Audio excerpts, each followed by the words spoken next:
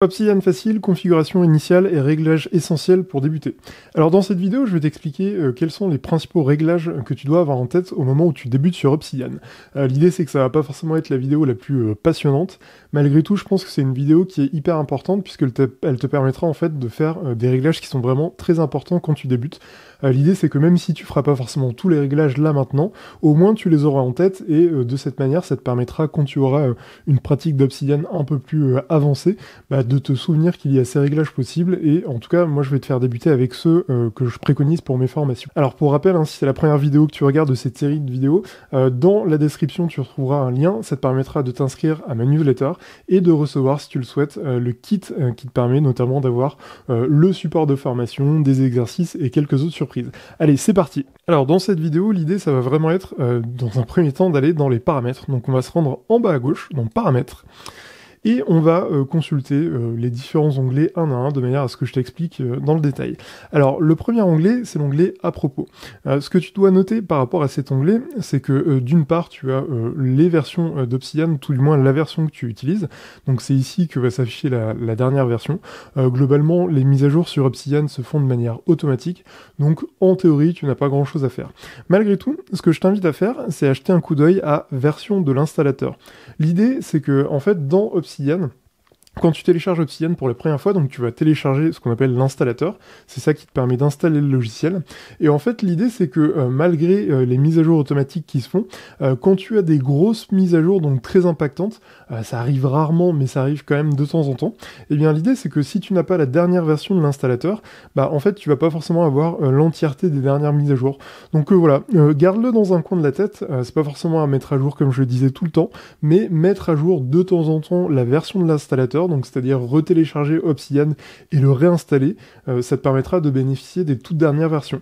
Tout en sachant que quand tu fais ça, pas d'inquiétude, ça ne touche pas du tout à tes coffres, enfin ça ne touche pas du tout à tes notes ou à tes fichiers, ça va juste réinstaller en fait le logiciel de manière à avoir la dernière version. Donc voilà, ça c'est vraiment pour la version de l'installateur, une chose essentielle à savoir. Ensuite, ce que tu peux noter, c'est que en bas de cette fenêtre, tu as un accès à la connexion à ton compte. L'idée c'est que quand tu par exemple utilise Obsidian Sync, donc la solution pour synchroniser tes notes, ou quand tu bénéficies des dernières mises à jour avec Catalyst, qui est un système qui te permet de recevoir en anticipation les versions d'Obsidian, eh bien tu peux te connecter pour avoir ces dernières mises à jour, ou te connecter donc à ton coffre distant. Et puis après, licence commerciale, bon ça c'est si jamais tu fais du commerce avec Obsidian, si jamais tu l'utilises dans le cadre du travail, là tu devras peut-être souscrire à une version commerciale. L'onglet éditeur, donc toujours focaliser les nouveaux onglets. Alors ça c'est un paramètre intéressant parce qu'il te permet en fait de ne pas forcément toujours aller sur la nouvelle fenêtre que tu t'apprêtes à ouvrir. Dans l'idée, je vais t'illustrer ça. Donc là, je suis sur une note. J'ai un lien, donc on verra plus tard dans la suite comment on crée des liens, etc. Mais l'idée, c'est que quand je fais par exemple CTRL-clic, en fait là, j'ai cliqué et ça m'a focalisé sur le nouvel onglet. Donc ça veut dire que si par exemple j'étais en train d'écrire plein de choses, que je voulais juste me créer une note et l'ouvrir, mais pour la consulter plus tard, là en fait ça m'a un peu perturbé parce que finalement ça a sauté sur la nouvelle fenêtre. Et bien quand je désactive ce paramètre, donc là je vais refaire exactement la même action, donc j'appuie sur CTRL, je clique, en fait je reste sur la même fenêtre, ce qui me permet d'éviter de perturber un petit peu mon workflow. Mode par défaut des nouveaux onglets. Alors dans Obsidian, on a ce qu'on appelle deux modes, donc le mode édition et le mode lecture. L'idée c'est que dans Obsidian, le langage qu'on utilise pour écrire nos notes, ça s'appelle le langage Markdown, donc c'est un langage informatique qui permet de mettre en forme les notes, et dans l'idée, en fait, dans Obsidian, on peut soit se mettre en mode édité, donc on peut écrire sur notre note, donc écrire du texte, et puis voilà, soit on se met en mode lecture, donc là c'est vraiment juste de la consultation. Donc là en gros, sur ce mode-là, tu ne peux juste que surligner des passages, mais juste comme ça pour sélectionner, tu ne peux pas écrire sur ta note.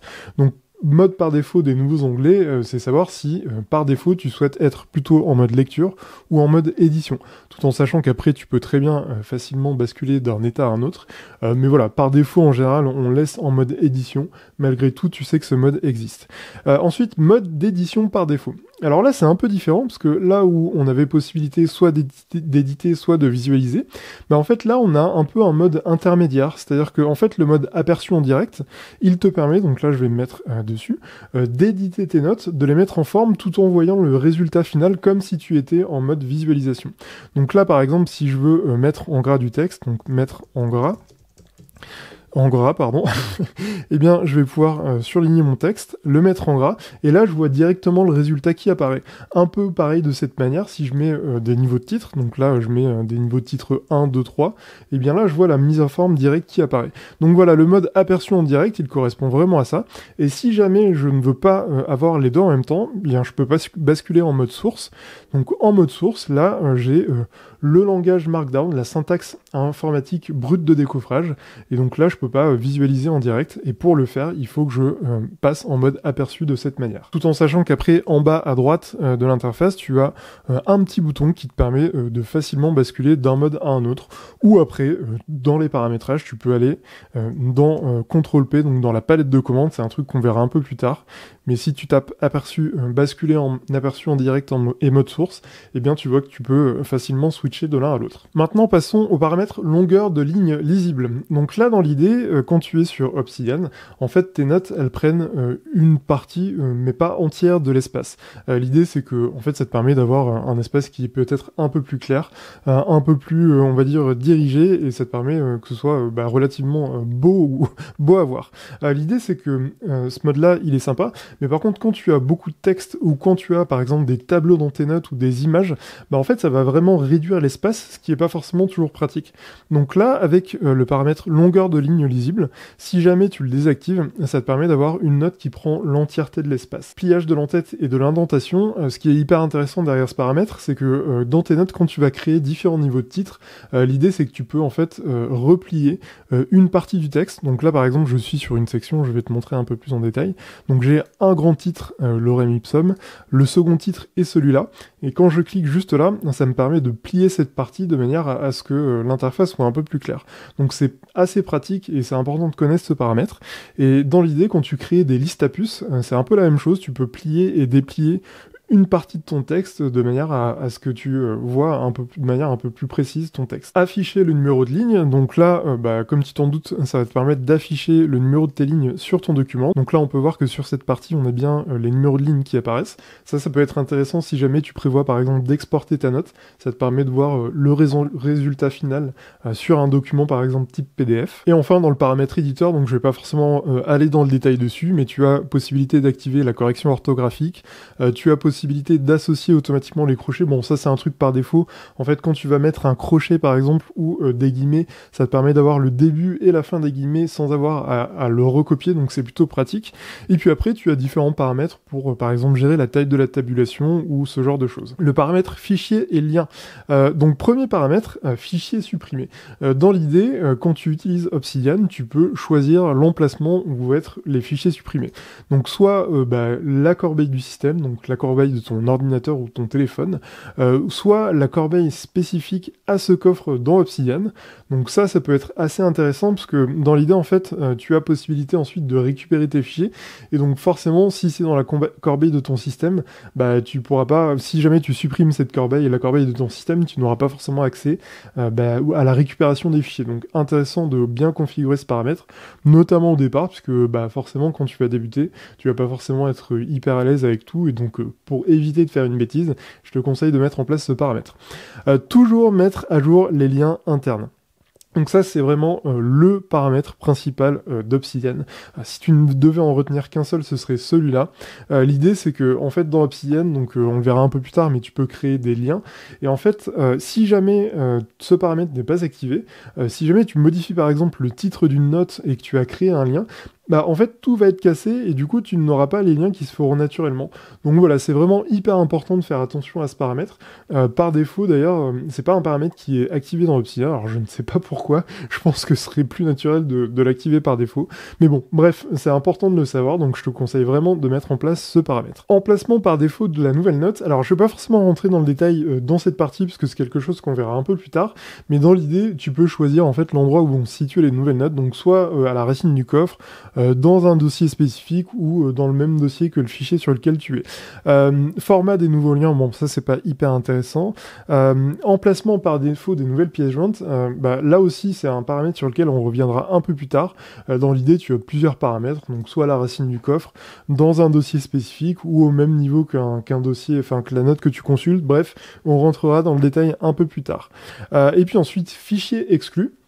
Ce que tu dois savoir, c'est que, en fait, dans ce paramètre, donc dans Gérer, tu as possibilité d'exclure certains dossiers. L'idée, c'est que si, par exemple, tu veux exclure, par exemple, ton fichier des pièces jointes dans lequel tu as toutes tes images, tous tes fichiers de l'outil de recherche ou de la vue graphique, eh bien, tu peux exclure ce fichier à travers ce paramètre.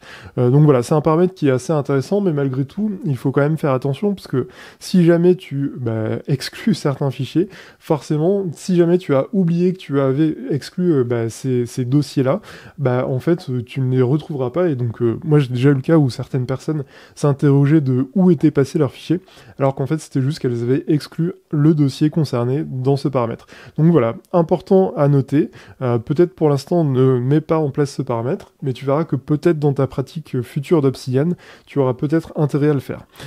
Et puis voilà, et puis pour le reste, je pense qu'on est pas mal. Le fichier, l'onglet apparence.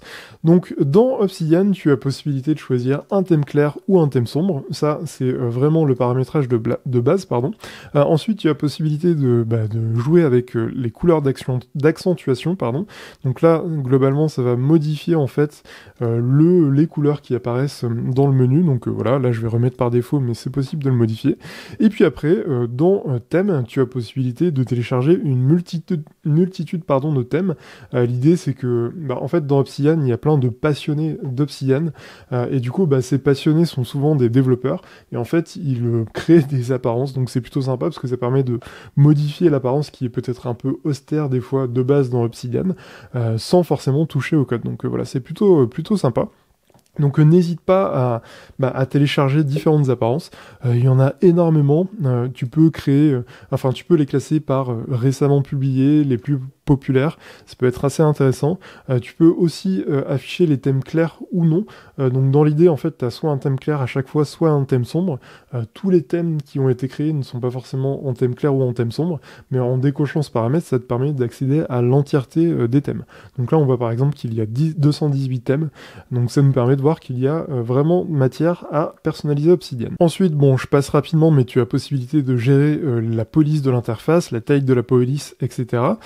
Tu as possibilité d'afficher le titre comme en tête. Donc si je prends par exemple une note, donc là le titre de ma note, donc le nom de ma note, c'est vraiment le titre qui est affiché ici.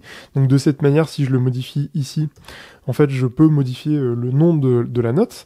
Et en fait, si je veux pas que cette en-tête apparaisse, eh bien, en décochant ce paramètre, tout simplement, en fait, j'accède directement au contenu de la note. Ruban latéral, donc ça, c'est un truc qu'on verra un peu plus tard, donc dans la vidéo suivante, mais dans l'idée, tu peux personnaliser le ruban sur la partie gauche, donc c'est assez pratique. Et puis après, différents paramètres d'affichage, pas forcément nécessaires dans le cadre d'une première utilisation. Les raccourcis clavier, donc les raccourcis clavier, là aussi on aura une vidéo spécifique, mais dans l'idée, toutes les commandes, toutes les fonctions d'Obsidian, quand tu ajoutes des plugins, en fait ça va ajouter des fonctions spécifiques, et donc dans raccourci clavier, naturellement tu peux configurer un raccourci pour chacune de ces fonctions, donc c'est vraiment très sympa. On verra dans l'une des vidéos 25 raccourcis clavier, ou je sais plus, je crois que j'ai mis 25, ouais, que je te conseille d'utiliser, tout du moins ceux qui me paraissent vraiment essentiels dans un cadre débutant d'Obsidian. Modules principaux. Donc on va pas forcément s'attarder sur les modules, parce que là aussi on le voit dans une autre vidéo en détail. La seule chose que je te conseille, c'est d'activer le module command/. Dans l'idée, Obsidian arrive relativement nu, c'est-à-dire qu'il y a peu de fonctions, mais par contre tu peux ajouter des fonctions spécifiques, soit au travers des modules principaux, donc les modules que l'entreprise Obsidian a jugé intéressant de te mettre dans le logiciel de base, soit sinon via des modules complémentaires, donc ce sont les modules qui sont juste là, qu'on va d'ailleurs activer via le bouton juste ici. Et dans l'idée, les modules complémentaires, donc un peu à l'image des thèmes où je t'expliquais que c'était des passionnés d'Obsidian qui créaient des thèmes, là c'est pareil, pour plein de fonctions spécifiques, on a des passionnés d'Obsidian qui vont créer vraiment des micro-logiciels qui vont être possibles de rajouter à Obsidian de manière à vraiment le personnaliser. Donc voilà, là si je regarde dans les modules. Donc là, on voit qu'il y a 1564 modules, donc c'est juste énorme. Ce qui est sympa, c'est que naturellement, en général, quand tu débutes, tu vas peut-être regarder les principaux qui ont été téléchargés. Ça te permet de voir que forcément, si la masse a dicté que c'était les principaux, ça va forcément être des modules qui sont grand public. Mais voilà, de toute façon, on a une vidéo spécifique par rapport aux modules.